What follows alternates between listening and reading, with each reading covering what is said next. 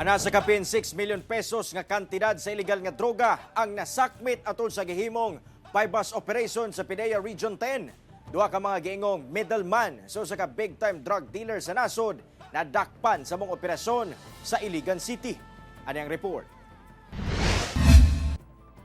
Arestado sa gilusad nga anti-illegal drugs operation sa mga personahe sa PIDEA Region 10 ang duha ka mga giingong middleman so sa ka big time drug dealer sa nasod atol sa gihimong operasyon sa Barangay Palao sa Iligan City.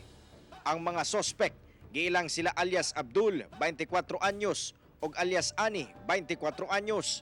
Matod sa PIDEA, sobra usa ka bulan kuno nila gisubay ang lihok sa mong sindikato una nadakpan sa operasyon.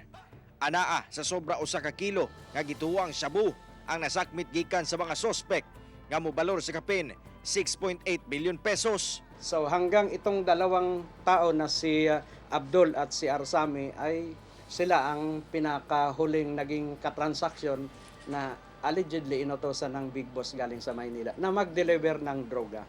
Actually, ang operation sana nito ay from here at dinala sila sa Marawi City at doon ang transaksyon. Nagbago na naman nung mga habang nagkakaroon ng negotiation at transaction at dinala sila sa Iligan. Dugang sa PIDEA, posibleng gikan gawas sa nasod ang maong mga droga. Labi pa nga usa ka Chinese national ang ginatudlong big boss sa mga sospek nga wala ginganlan sa otoridad. Gikan sab kuno sa National Capital Region ang mga droga o gibiyahe padulong Northern Mindanao. Wala na sab mihatag og pahayag ang mga sospek. Kasi nga sobra ang higpit sa airport, no?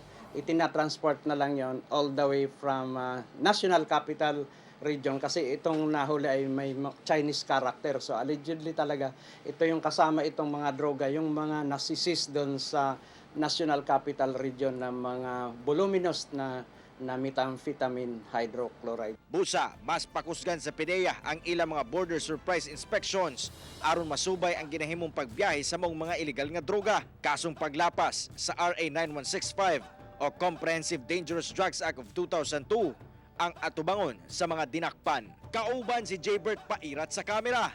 Ako, si Cyril Chavez para sa One Mindanao.